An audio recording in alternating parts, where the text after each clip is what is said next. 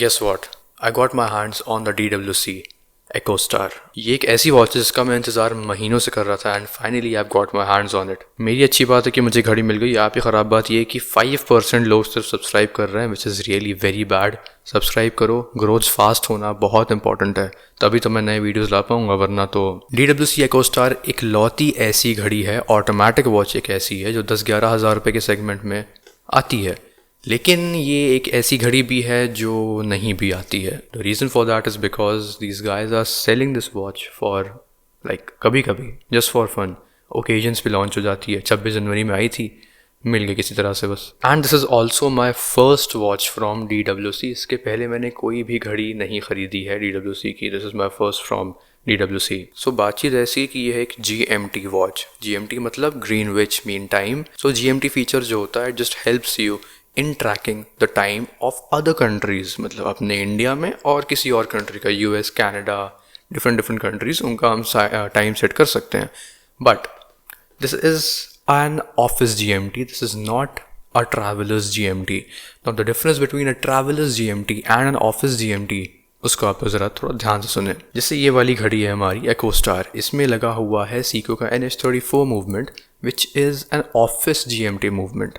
अब office GMT movement में ये होता है कि जब आप लोग अपने घड़ी का टाइम चेंज करेंगे, तो जैसे आवर हैंड आगे जा रहा है, मिनट हैंड आगे जा रहा है, वैसे वैसे आप लोग का GMT हैंड भी आगे चलता रहेगा, मूव होता रहेगा. लेकिन अगर हम लोग बात करें उन वॉचेस की जिनमें ट्रैवलर GMT मूवमेंट होता है, सो उसमें आप लोगों का जो आवर हैंड है वो घूमता है, आगे मूव करता है instead of the GMT hand. अब इसका GMT हैंड को सेट करने के लिए आपको एक स्टेप आउट करना पड़ता है crown, then you have to move it clockwise. So ये चीज़ मैंने क्लियर आउट कर दी है GMT के बारे में. अब हम लोग चलते हैं वॉच के रिव्यू की तरफ. So ladies and gentleman, this is the DWC Echo Star GMT watch, which is also the most affordable automatic GMT in India. अब जिन लोग को नहीं पता है Echo Star क्यों नाम रखा गया है इसका, जो हमारा इंडियन टाइम जोन है उसका नाम Echo Star है. So this is named after our Indian time zone. इसका जो डेका स्टाइल हमारा जो बेजल है, बहुत सारे लोग को पसंद नहीं आता है, but trust me boys, trust me, हाथ में पहन करके ये चीज़ जो लगती है ना,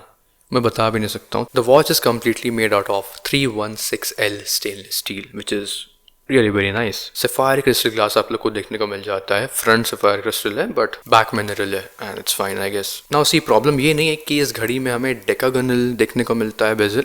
it looks fine, it looks very good, but the issue is this कि इट इज़ 60 क्लिक ओनली, जिसकी वजह से हमें एक टैक्टाइल फील जो होता है, टक टक टक टक वाली जो आवाज़ होती है अच्छी वाली, वो नहीं मिल पाती है. Now if you try to hear its voice, तो मैं आप लोग को सुनाता हूँ.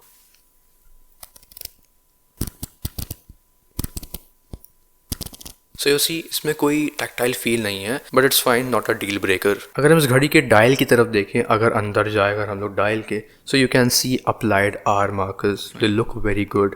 If you look at the date window is decent. उसके बाहर आप लोग को पूरा क्रोम फिनिशिंग देखने को मिलती है, it's like a border. Then अगर हम इसके डायल के कलर की बात करें तो इट्स ऑब्वियसली ब्लैक. घड़ी और भी कलर ऑप्शंस में देखने को मिलती है, blue and green is there, but I like the black one more than anything else, so मैंने ब्लैक ली. ये ब्लैक जो है ये सनबर्स्ट डायल है आप लोगों का, and it literally shines under any harsh light और may be the sunlight. Dial के अंदर मुझे कोई मेजर प्रॉब्लम नहीं है, लेकिन जो प्रॉब्लम है वो डेफिनेटली ये रहेगी कि इसका लोगो, इसका GMT जो लिखा हुआ है, जो 24 ज्वेल्स लिखा हुआ है, नथिंग इज़ अप्लाइड. सब प्रिंटेड है, विच इज़ नॉट गुड. अगर इसमें हमें देखने को मिलता आपका अप्लाइड लोगो, तो इसका डायल थोड़ा सा और खूबसूरत हो सकता था, बट ठीक है, माफ़ कर देते हैं. ये मेरा फीडबैक रहेगा DWC के लिए कि प्लीज़ आप लोग कोशिश करिए कि आपकी हर एक वॉच में अप्लाइड लोगो एटलीस्ट हो, बिकॉज मेरी उम्मीदें आपसे बहुत ज़्यादा हैं, इसीलिए मैंने आपकी घड़ी खरीदी है. So now if we move out from the dial of the watch, तो बेजल पे आ जाते हैं हम. Bezel looks good, it's pretty good. पूरे बेजल पे आप लोग को ल्यूम देखने को मिलता है, डायल के अंदर ल्यूम देखने को मिलता है. द ल्यूम्स आर ब्रिलियंट, बहुत अच्छे ल्यूम्स देखने को मिलते हैं घड़ी में आपको. I can easily compare it with my Seiko, जो मेरी 30,000 रुपये की SR-PG29K1 है. एकदम एग्जैक्ट वैसा आप लोग को ल्यूम देखने को मिलेगा, but this is the blue lume. उसमें ग्रीन कलर का ल्यूम है, इसमें ब्लू कलर का है, which is nice. It's nicer. मुझे ब्लू वाला ज़्यादा पसंद है. आप लोगों को कौन सा पसंद है? Do let me know in the comment section. इस घड़ी की मैं केसिंग की बात करूँ so it's obviously completely brushed, पूरा आप लोग को बेजल ब्रश्ड है साइड से, your case is brushed, so it adds a good look to the watch. Then if you talk about the crown of the watch, तो crown is good, अच्छा crown है, आराम से आप इसको हैंडल कर सकते हैं। It's a screw down crown, so आप लोग को पहले घड़ी का पूरा स्क्रू उतारना पड़ेगा, आई मीन क्राउन को ऐसे आउट करना पड़ेगा। उसके बाद आप वॉच को वाइंड कर सकते हैं। वाइंडिंग और मैकेनिकल मूवमेंट जो इसका है उसके ऊपर हम लोग बाद में आएंगे, पहले सिर्फ आउटर पोर्शन की बात करते हैं। सो इस तरह से क्राउन को आउट करके आप सारी चीज़ें जो हैं उनको कंट्रोल कर सकते हैं। सो इसको अंदर करना बहुत सिंपल है, just have to push it inside and थोड़ा सा क्लॉकवाइज घुमा देना है। Now let's go to the bracelet of the watch. So bracelet जो है इस घड़ी का, उसकी क्वालिटी मुझे सही लगी है। Considering all the other things which we are getting in the watch, इसकी क्वालिटी मुझे अच्छी लगी है।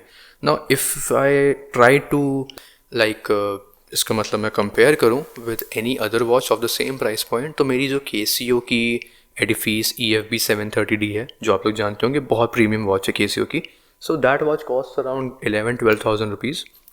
अगर मैं उसके ब्रेसलेट से इसके ब्रेसलेट को कंपेयर करूँ तो उसका ज़्यादा अच्छा है। But if I compare the bracelet of this Edifice with this one, तो इसका ज़्यादा अच्छा है। सो आई वुड से कि इस एडिफीस और इस वाली एडिफीस के बीच में ये स्टैंड करती है। सो मैं आप लोग को एक अंदाज़ा देने की कोशिश कर रहा था कि आप लोग को समझ में आ जाए कि इसका ब्रेसलेट किस तरह का है। And also on the clasp you have Delhi watch company logo which is kind of engraved, looks good. यही इनग्रेविंग आप अगर डायल में दे देते तो मेरा दिल नहीं टूटता आज। अब बात करते हैं घड़ी की पीछे से, क्योंकि पीछे ही इसकी असली खूबसूरती है। It has the NH34 movement of Seiko का NH34 मूवमेंट आप लोग को देखने को मिलता है। From the back the watch says DWC EcoStar 1080M water resistance stainless steel. Now let's talk about the dimensions of the watch। तो 39 mm का केस देखने को मिलता है आपको, lug to lug is 46 mm, lug width is 20 mm and the thickness of the watch, it is actually a little thick, it's 13.9 mm, 14 mm लगा लो obviously, so it's pretty thick, but मेरा wrist size है 6 to 6.5 inches के बीच में, ठीक है। मैं इसको पहनता हूँ and it looks good on my wrist. Honestly मुझे बहुत अच्छी लग रही है, एक परफेक्ट साइज़ है।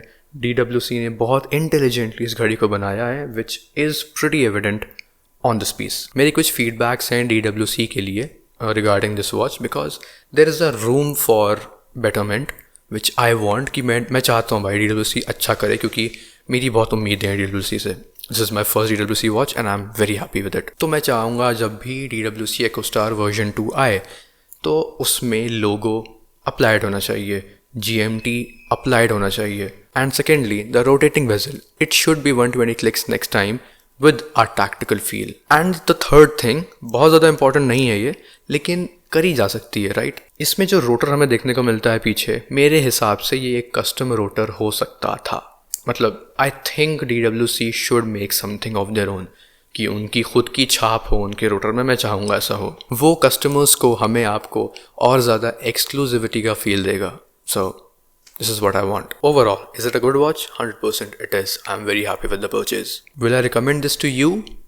आई think yes, I can. If you love the watch, it's pretty simple man. जो चीज़ आपके दिल को छू जाए वो आपके पास होनी ही चाहिए। So if you enjoyed the video, so don't forget to give it a like, share, comment down and subscribe to the channel.